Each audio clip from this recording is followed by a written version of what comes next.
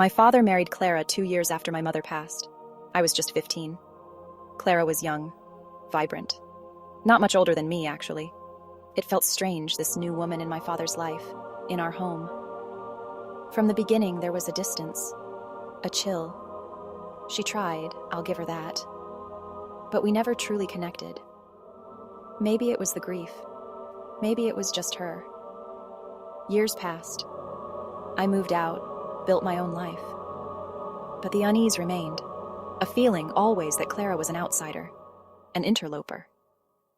Then my father got sick. Cancer. A single word that can change everything in an instant.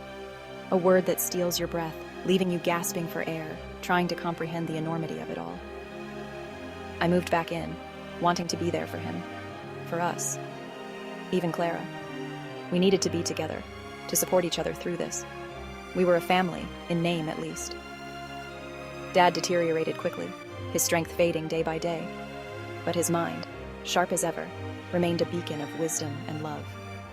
He called me to his side one day, his eyes filled with a love that pierced the gloom, a love that spoke volumes without words.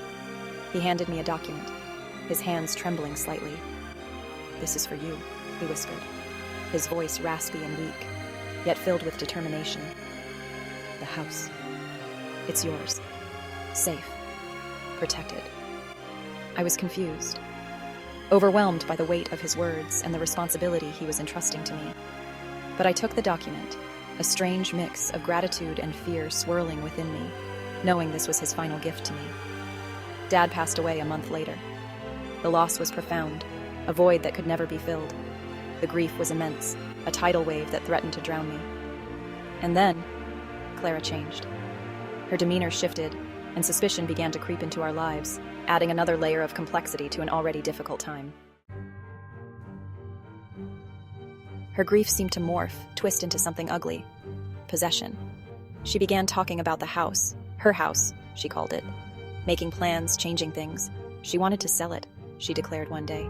To move on, she said. Her eyes, though, held a different truth. Greed. I watched, a storm brewing inside me. The document, Dad's last gift, felt heavy in my heart. A secret, a burden. One evening, she called a family meeting. Her voice dripped with a faux sympathy that made my skin crawl. She announced she was engaging a lawyer. To settle the estate, she said. The lawyer's office was sterile, cold. Clara sat across from me, her face carefully blank. The lawyer, a tall, imposing man, began to read. He droned on about assets, debts.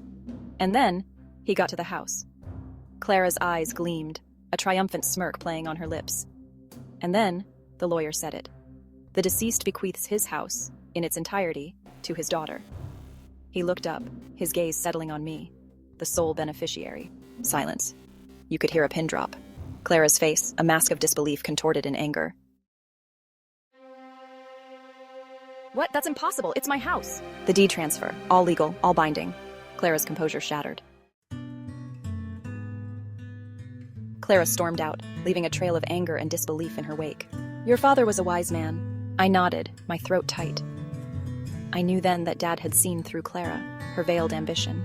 He had protected his legacy, protected me.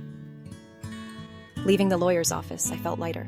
The burden of the secret was gone, replaced by a profound sadness, yes, but also a sense of justice. The house was mine. But more than that, it was a symbol of my father's love, a love that transcended even death. The following weeks were a blur.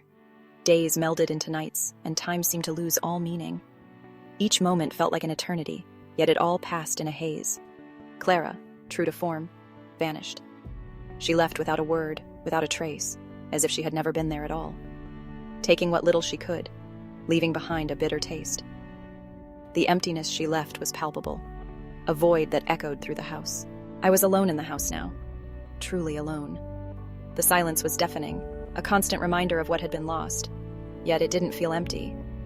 The rooms were filled with memories, with the essence of those who had once lived there. It felt like Dad was there, in the creaking floorboards, in the scent of his old books. His presence lingered, a comforting shadow in the corners of each room. The experience left me shaken. The betrayal, the sudden departure, it all felt like a bad dream I couldn't wake up from. The woman I thought I knew, my father's wife, had shown her true colors. Her anger, her deceit, it was all laid bare. Greed, it turned out, was a powerful motivator. It drove her actions, her decisions, and ultimately, her departure. But through it all, Dad's love shone through. His kindness, his patience. It was a beacon in the darkness. His quiet strength, his unwavering devotion. He had been a rock, a steady presence in my life. He had taught me about life, about loss. His lessons were invaluable, shaping who I am today. And in the end, he had taught me about love that endures, even beyond the grave. His love was a legacy, a gift that would never fade. I sold the house eventually. It wasn't an easy decision, but it was necessary. It was time to move on, to build my own life, to create new memories and experiences, just like Dad would have wanted. He always encouraged me to follow my dreams and be independent. The money, his gift, helped me start my own business. It was a dream come true, a new beginning, a tribute, in a way, to his entrepreneurial spirit. He was my inspiration, my guiding light. Life is a journey, full of unexpected twists and turns. Sometimes the path is unclear and the road is rough. I learned that the hard way. There were moments of doubt, times when I felt lost and overwhelmed. But I also learned about the enduring power of love, the importance of family, and the strength that comes from unity, and the true meaning of legacy. It's not just about what we leave behind, but how we live our lives. And in the quiet moments, when I think of my father, I find solace and strength. I know he'd be proud of the choices I've made, the person I've become. Not just of what I've achieved, but of the resilience and determination I've shown, but of who I've become. Stronger, wiser, more compassionate and understanding, and forever grateful for his love. His legacy lives on in me, in every step I take and every decision I make.